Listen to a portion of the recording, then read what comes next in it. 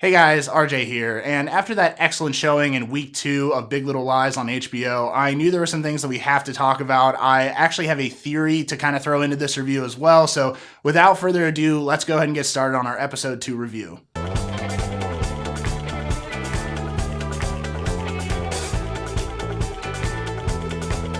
So guys, as with all my reviews, if you have not seen episode 2 of Big Little Lies on HBO, please turn this off, go watch it, come back, and then watch this review. There are spoilers ahead, and I don't want to ruin this show. So being that aside, let's go ahead and dig into this. I thought there were some really interesting character development things within this episode. I think one of my funniest moments by far is the principal talking about each of the parents, where he says, they're helicopter parents or whatever, but in reality, they end up being kamikaze parents. And I love that line. That was a great line because, can you even imagine trying to be a principal of a school with power moms like this? Okay, these women are used to getting their way. They're used to being in control. They we're talking about their kids. So this is like, you don't screw with them. So being a principal and dealing with all of these, like alpha male or alpha female moms, it's got to be a difficult job. And I just love that he ends up pulling a cigarette out of his desk drawer and he heavy sighs. And I really like him in the interviews as well that the sheriff is interviewing for this. So I really like him as a character. I think he has some good comedic balance there and kind of like a dose of reality for us as the viewer. And so I found that interesting. That was a good funny bit. But there's a lot of dark stuff in this episode, and I think we kind of got to dive into the main stuff here, and that is Celeste and Perry Wright. It's just not cool. Like you can't do those things. I don't care what type of relationship you have. I don't care if you have kids. I don't care if you're married. You cannot hit your partner like this. You cannot, basically he has severe anger issues. That's pretty apparent. I don't know, and I'm not going to basically theorize on this part yet, but I don't know if she's egging him on in certain instances because it seems like HBO is trying to get us to think one way when it's in reality another. So I think that it could end up switching. Maybe she's been egging him on this whole time, and they're trying to make her out to be this innocent one, and she ends up being really guilty in the end. So I've seen Gone Girl. I don't trust any of these characters yet. So there's still that trust to be built with me on the character front. And I mean, obviously, what he did is terrible. I 100% agree, and he's an evil person so far in this story. Do not deny that. You do not do that to your partner, wife, whatever. It's uncalled for, and it definitely made me cringe, physically throughout this episode. There were a few times that I cringed, and this is one of the hardest things I've ever had to watch on TV. It was reminiscent of the Game of Thrones Sansa rape scene, and it was not a great time for me. So moving on from that, let's stay on that. Let's finish that thought with Celeste and her husband. The end scene where because they have this bathroom scene where she's, he's asking for Skype sex or whatever, and she's, washing her face, and he's basically, in bed or whatever halfway across the world. And so she kind of starts giving in, and then she's in the mirror, he's sitting up on the mantle, and she's, showing into the mirror or whatever, and you see the bruise that she has from him right there. And then she immediately recoils after she sees it in the mirror, and that scene ends. God, I'm getting worked up talking about this. So that scene ends, but then at the end of the episode, she ends up giving it to him anyway. So I don't know. I mean, she's clearly screwed up at this point, at least a little bit. He's totally screwed up. I mean, that's without doubt, I think, at this point. But their relationship is definitely very interesting, and I don't like that. And obviously, Celeste didn't give Madeline all of the details because she's kind of ashamed of it, from what it seems. But I really didn't like that Madeline kind of made that joke about that, oh, that sounds hot or whatever. She doesn't know everything, so obviously that's taken out of context. But did irk me a little bit. Moving on, the Madeline stuff this episode, she brings a sense of both humor and seriousness with her. She's a very funny mom. She's very in your face, very planning, very has every step counted out for you. And okay, so guys, I'm a child of divorced parents, okay? So I know that there are difficulties with managing children and who splits who, but I gotta say, the Bonnie versus Madeline and then the Nathan versus Ed thing this episode, like that was some really juicy stuff. I thought both of those scenes were fantastic. So the main drama here is that Madeline's daughter ends up going with Bonnie. They go to Planned Parenthood, get pregnancy pills or birth control, sorry. And and I mean, I don't really think that was that interesting of a point. I think that there's a lot of things facing teenagers today that, kind of more impact us than just, being on birth control and stuff like that. I feel like that's kind of a nuanced argument. But that aside, that ends up being, the main issue is that Madeline says, at least you should have called me. Like, you should have told me and, before you decide or help my daughter decide these things that are not your decision. And it's a very tricky balance. Luckily, my parents got along great after the divorce. There was no fighting like this. But I mean, I know that there is the exact opposite in the spectrum too. And I would say these guys are more on the good end, but they definitely have some bad blood going on between Bonnie and Madeline. And we end up seeing that there's actually some bad blood going on between Ed and Nathan. Adam Scott, I'm going to say he is the MVP of this episode acting wise. He absolutely nailed the conversation that he has with Madeline saying, am I the one? Is Nathan the one? Are you still obsessed with him? Is this actually like, are you for real right now? I'm in love with you. You're my one. And that whole speech was like delivered perfectly.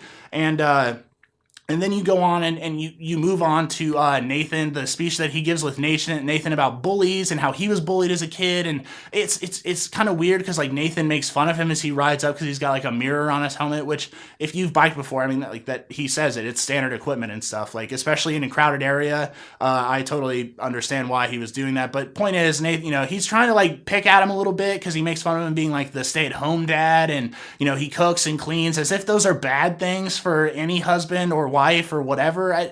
I've never understood like the gender role thing. So so he ends up trying to make fun of him, and I love that Ed ends up like basically like he gets a spine like out of nowhere. I mean, we've only known this character for one episode, right? 1 hour of TV, but throughout that first hour, I just thought he was a giant pussy. But basically, he ends up just like laying the smackdown on Nathan. He's like, "Yo, look, I might cook, I might clean, I might be extremely kind and friendly to the people that I care about. That doesn't mean I'm not going to kick your ass because I should have kicked some bully's ass back in high school or middle school or whatever, and I didn't. And I told myself if I ever had that chance again, I would. And God, I'm really excited for hopefully Ed eventually throws a punch at him. I would absolutely love that because I'm team Edward all the way. Okay, guys, team Edward. So I thought that was a really good back and forth between both sides of that couple because like HBO was leading us to believe that it would only be the women that were fighting in this relationship, but we end up getting the dudes kind of hitting a alpha male head-to-head type thing.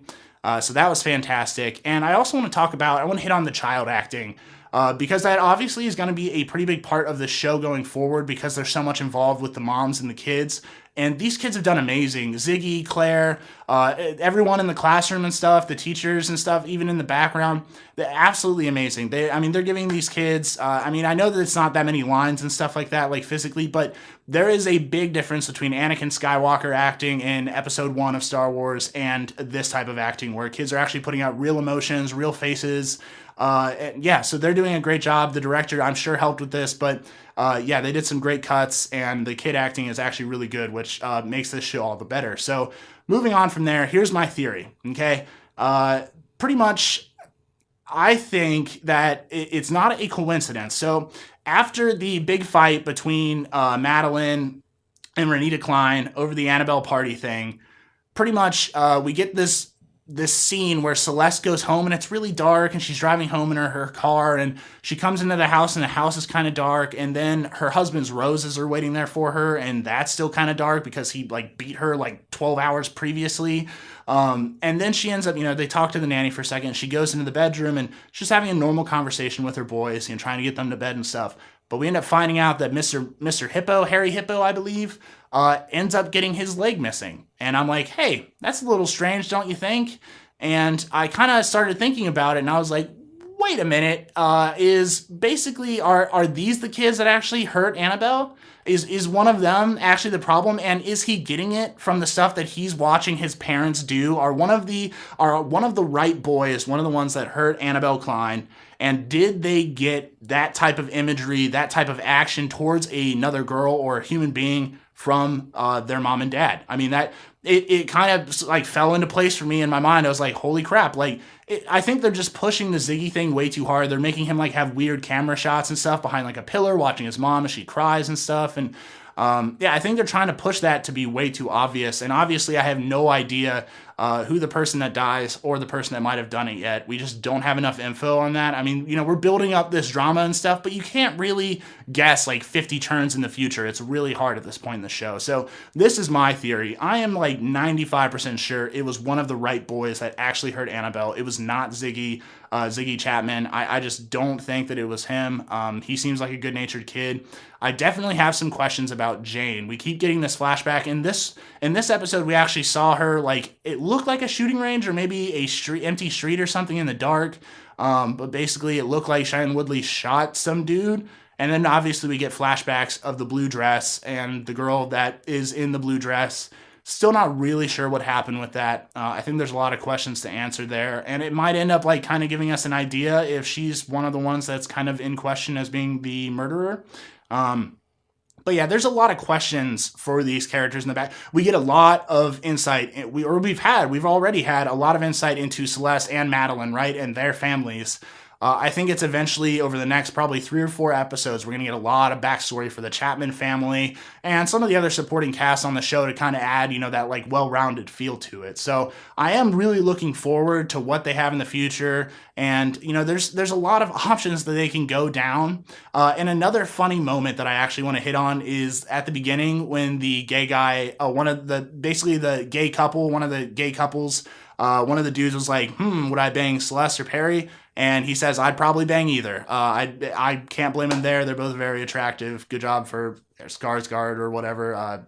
Plus to him. But point is, they do a great job of mixing up the funny and the serious in this show. Because you get all this funny points from like the interviews and stuff. And then you go back to reality and you see some of these events happening. And you're like, yeah, okay, this is how gossip starts and stuff. But it definitely gets really serious at times. And yeah, like the whole Celeste thing, that made me like sit back in my seat, cringeworthy. So I got to give HBO credit on that. And the other 2 things that obviously I'm going to hit on, the audio and the visuals. I mean, I'm not normally interested in these types of shows, guys. Okay, I'm really not. But it is so beautifully shot, directed, whatever.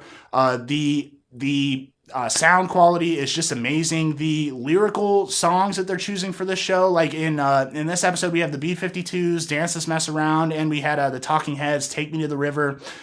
Those were 2 excellent songs, and they played at perfect times. And I love that Claire's the MVP of this show, absolutely 100%. I mean, Adam Scott won the acting award, but in terms of plot story, Claire is by far Claire McKenzie is like the goddess of this show. She, as a little kid, she has more respect coming from me than like most of the other adults in this show. So she's a great kid. She just wants to help everyone out, just like kind of her mom does, getting in everyone's business a little bit, but she does it in an adorable way, and she has a great taste in music, apparently. She like DJs everything, and I really like that because they like keep showing her like turning the music up and down and stuff, and they do a really good job of mixing that kind of thing in. So yeah, the audio for this, I mean, hands down amazing. And then we get, of course, more great shots of this landscape all around, these bridges, the water, the beaches that they're on, the crazy, amazing houses that these people live in. And yeah, HBO, keep it up. I can't even knock you for a single thing when it comes to cinematography, audio, video, whatever. You were on point,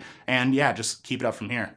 Anyways, guys, thank you so much for watching. I actually really enjoy doing the reviews of this show. There's a lot of good drama there, and it's shot and directed so well that like I can't look away when most of these shows like this I would. So props to HBO for once again enticing me.